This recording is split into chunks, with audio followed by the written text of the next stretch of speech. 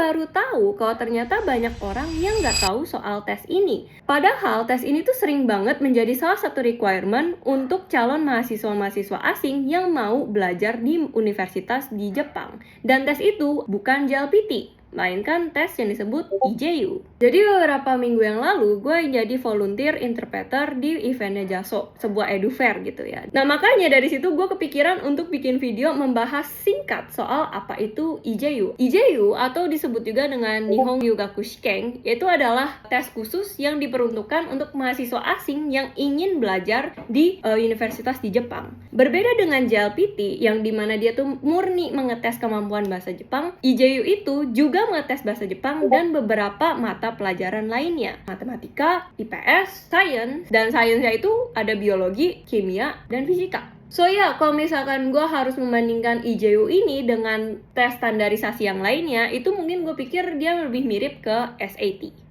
Terus yang membedakan IJU dengan JLPT adalah mereka tidak ada sistem lulus atau tidak lulus, tapi sistem skor. Untuk full skornya setiap mata pelajaran berbeda-beda, tapi kalau untuk bahasa Jepang sendiri itu full skornya adalah di 400. Memang sekolah tuh punya ketentuannya masing-masing ya, untuk minimum skor bisa masuk ke sekolah mereka itu berapa, tapi minimumnya sih rata-rata adalah di angka 200 atau setengah lah. Tapi ada juga sekolah yang tidak mendisclose minimal skor kalian tuh harus berapa supaya kalian bisa diterima atau bisa daftar ke sekolah tersebut. Jujur aja menurut gua ini jauh lebih susah dibandingkan N2.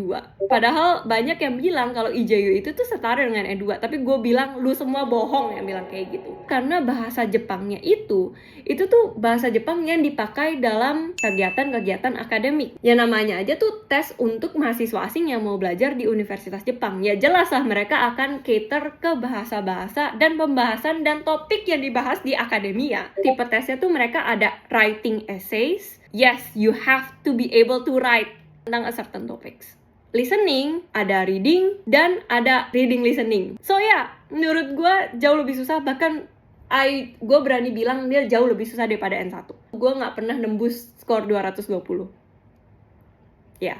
Dan untuk tes IJU ini sendiri itu sebenarnya diadakan di Indonesia dan dalam setahun itu diadakan 2 kali. Apakah ada dari kalian yang udah pernah ambil tes IJU sebelumnya? Dan kalau misalnya udah, please share pengalaman kalian dan please share betapa susahnya IJU itu, karena gue yakin bukan gue sendiri yang merasa kok IJU itu susah banget.